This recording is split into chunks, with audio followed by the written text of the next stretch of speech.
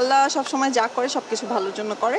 বরং নাটক করতে পেরে এখন মনে হচ্ছে যে আমার মনে হয় আল্লাহ আমার ভালোটার জন্যই এই ব্রেকটা দিয়েছিল বা আমার সিনেমাগুলো এখনো রিলিজ হয় নাই। ফারিন খান পুরস্কার পেতে কেমন লাগছে? সত্যি বলতে খুব ভালো লাগছে। কারণ আমি ফার্স্ট টাইম কোনো একটা পুরস্কার পেয়েছি। আই মিন অ্যাওয়ার্ড পেয়েছি। So definitely feel really good. আচ্ছা, তো কেন এই অ্যাওয়ার্ডটা দেওয়া হলো? এটা আমাকে আমার লাস্ট একটা কাজ যেটা খুব আলোচিত হয়েছে, ঠিকানা নামে একটা নাটক, সেটার জন্য দেওয়া হয়েছে। আচ্ছা, ফারিনের যাত্রা হয়েছিল 'দেবদেরিকে' সিনেমার মাধ্যমে। হ্যাঁ।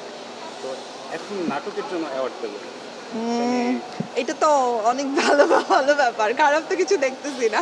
হ্যাঁ, আমি আসলে স্টার্টিংটা সিনেমা দিয়ে করেছিলাম, বাট সিনেমা করার পরে আমার একটা লম্বা চড়া ব্রেক গেছে মাঝে, প্রায় আমি ২ বছরের মতো কাজ করিনি।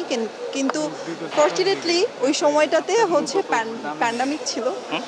ফরচুনেটলি এর জন্যই বললাম, বিকজ আমার ব্রেকটা মানুষ বুঝতেই পারেনি। সো নাটক করার ব্যাপারটা হচ্ছে আমার কাছে মনে হয়েছে যে অ্যাক্টিং ডেভেলপমেন্টের জন্য, এবং হচ্ছে আমার ফিউচারে যাতে অ্যাক্টিংটা আরও বেশি গুড হয়। সো দ্যাটস ওয়াই নাটক স্টার্ট করে। নাটকটাই একমাত্র মাধ্যম যেখানে আমি প্রতিদিন বিভিন্ন ধরনের ক্যারেক্টার প্লে করতে পারি। যেহেতু আমাদের বাংলাদেশে নাটকটা মাত্র ৩ দিন ৪ দিন বা সর্বনিম্ন ২ দিন শুটিং হয়। সো ওই জায়গা থেকে মনে হয়েছে যে নাটক করলে আমি হয়তো ডিফারেন্ট অনেক ক্যারেক্টার প্লে করতে পারবো অনেক আর্লি। That's why.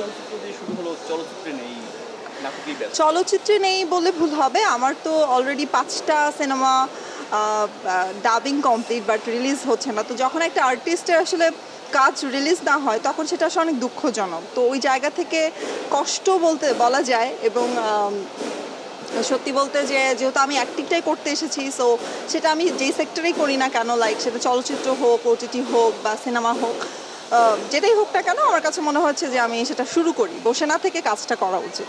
সো কষ্ট থেকে বলবো না, একটু তো কষ্টের জায়গা থাকেই, যেহেতু ৫টা সিনেমা আমার রিলিজ হয় নাই। সো ওই জায়গা থেকে তো কিছুটা কষ্ট থাকে, বাট খুব বেশি কষ্টও না। আমার কাছে মনে হয়েছে যে আল্লাহ সবসময় যা করে সবকিছু ভালোর জন্য করে।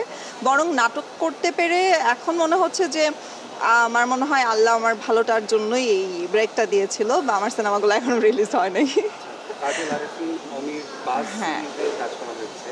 হ্যাঁ, কাজল আরিফিন অমি ভাইয়ের সাথে আমার প্রথম স্টার্টিং হয় নাটকের একদম স্টার্টিংটাই আমার অমি ভাইয়ের সাথে, ফিমেল ট্রি দিয়ে। এবং তারপরে লাভবাজ প্রজেক্টটা বেশ আলোচিত, সবাই খুব পছন্দ করেছে আমাকে, আমার লুকস, আমার অ্যাক্টিং, এভরিথিং সবাই খুব পছন্দ করেছে। সো অমি ভাইয়ের কাছে তো আমার কৃতজ্ঞতার শেষ নেই।